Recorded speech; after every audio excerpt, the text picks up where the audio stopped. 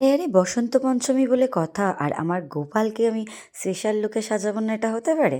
হ্যাঁ, সেটার জন্য আমি সকালবেলায় আমার গাছের যে ফুল মানে নিজের হাতে বসানো অনেক যত্ন করার পরে এই প্রতিদান আমি পেয়েছি ফুলগুলো থেকে। আর সেই ফুল আজকে আমি ভগবানকে অর্পণ করব। হচ্ছে ভগবানের জন্য কেনা পাঞ্জাবি। আমরা তো নিমিত্ত মাত্র, ভগবান ঠিক সবটা আমাদেরকে দিয়ে করিয়ে নেন। আমি পছন্দ করেছিলাম অন্য একটা পাঞ্জাবি, কিন্তু এইটা ফাইনালি এসছে। আর আমি এটা নিয়ে শঙ্কায় ছিলাম যে এটা আদৌ হবে কি না আমার গোবিন্দর, কারণ হাতে পরাতে খুব অসুবিধা হয়।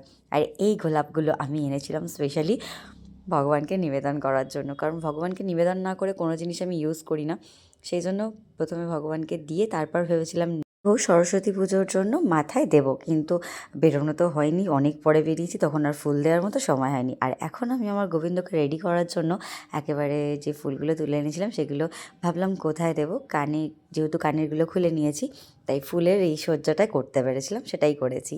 এবার বলি পাঞ্জাবিটা নিয়ে। পাঞ্জাবিটা নিয়ে কিন্তু একটা ঘটনা হয়েছে।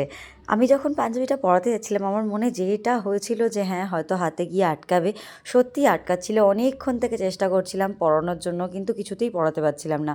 তারপর জানো, হঠাৎ করে গোবিন্দকে আমি বললাম, "তোমার কি এই পাঞ্জাবিটা পছন্দ হয়নি? অন্য পাঞ্জাবি নেবে?" তখন কিন্তু কীভাবে যে হাতটা গলে গেল, আমি সত্যিই অবাক। মানে এ থেকে বুঝলাম যে ভগবানকে যদি তুমি সত্যি সত্যি কিছু আনো তার জন্য ভালোবেসে, সে নিশ্চয়ই সেটা গ্রহণ করে। রাধে রাধে।